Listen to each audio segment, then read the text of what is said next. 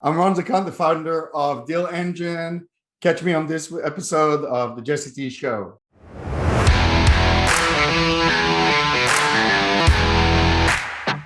Ron Zakay, welcome to the show, brother. Great to have you here.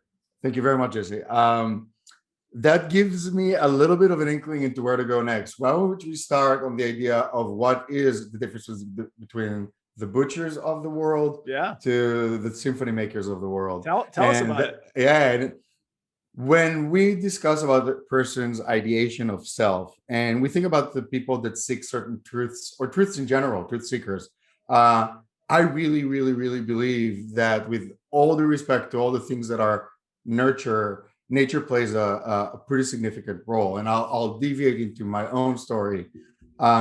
At first, when I was an expat, I was looking for expats around me because I'm LGBTQ, I'm gay. I have two loving partners. That's side story to that. But I'm used to being an outsider in systems and looking on the inside. Now, when you add that to an expat, you kind of have those two layers of plexiglass, so to speak, from any society, any construct, be it language or tribal community or both.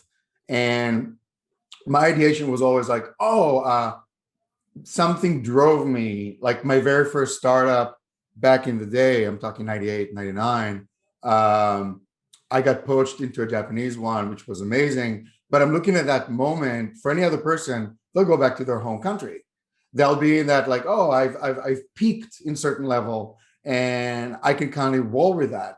That for me was the jumping board to A, travel the world, and then B, to get here, fall in love, and stay in the Bay Area. Now, looking backwards, which is why I'm talking about nature, nurture, and ideation, I think I asked a lot of questions, and I think people around me that were not used to it or aren't that are either learning to become comfortable with not asking questions as I am becoming comfortable with asking questions. And to kind of roll back to the whole conversation of who you are as a person, I would argue very, very strongly that we are, but with enhancement of the more you know about yourself, the more you will unearth this kernel that asks for more. Yep. Yeah. So thinking about that, thinking about kids, thinking about ideation, thinking about self-actualization.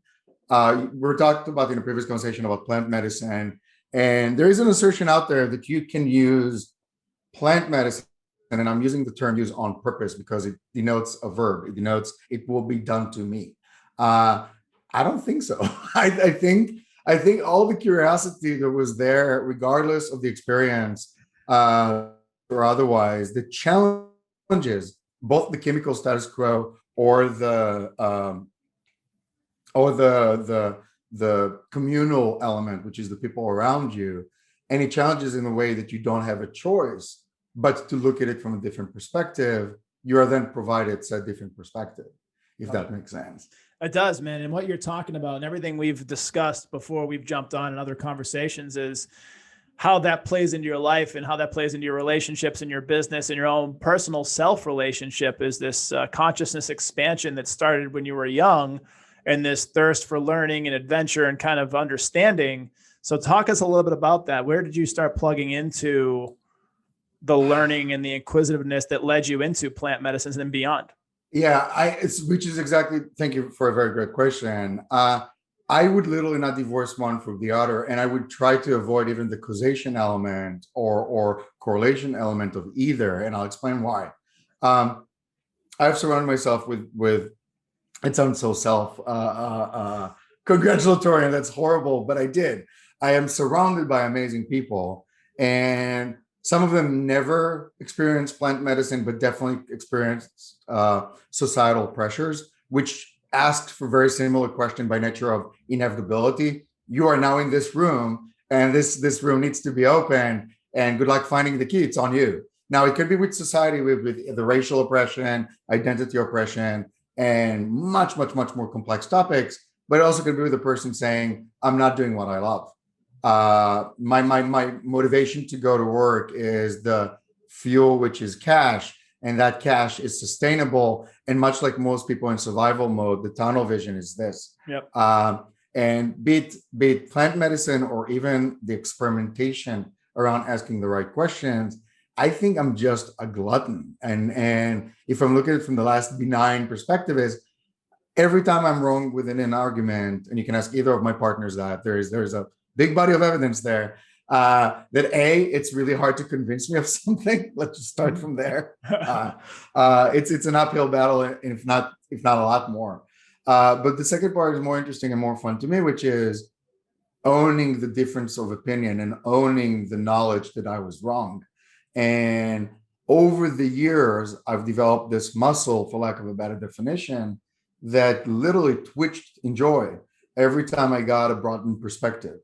Every time I was afforded a broader point of view. And by virtue of being wrong, you automatically provided that. Beautiful. I mean, humbled, right? We talked about hubris and we talked about ego a bunch, and you'll never kill, like people say, let's kill the ego. You can't kill the ego. The ego is a part of you. It's just effectively surrendering, managing, and being in love with yourself to where like your ego doesn't have to step up and like, you know, in a certain situation, show that you're bigger than, or show that you're stronger than. It's just, a lot of it's just to kind of be and receive love. Like that's one of the highest downloads that I integrated in my life with my walk in plant medicine. Is my goal is to be and receive love. That's really pretty much it. And in terms of just everything that I do, you know, there's all these other arms to everything, but be and receive love, right? It's one of the highest vibrations that you can operate on. I like it. And that's where I've been with it. And so talk about your journey with it, because I think it's so imperative for people to understand, you know, for those that don't even know what plant medicines are. I mean, they hear me jammering and jabbering about it, but for people's perspective that maybe haven't heard me say it yet, what is a plant medicine, and what has your walk with it been like?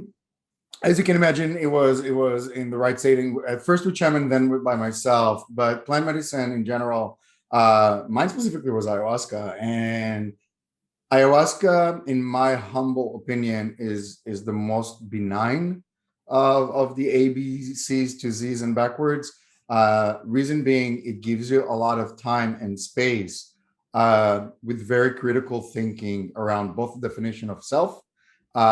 There is a visceral reaction. I think most people when do ayahuasca, there's like, oh my God, I'm exercising my demons. Like, no, you can't be exercising your demons when you feel maternal love. Like those cannot happen right in the same continuum. Yes, you need to deal with some tough, if I can say the S word, with some tough shit, but tough shit is part of the reason you're having that conversation. So I really think of ayahuasca specifically as quote unquote a must experience.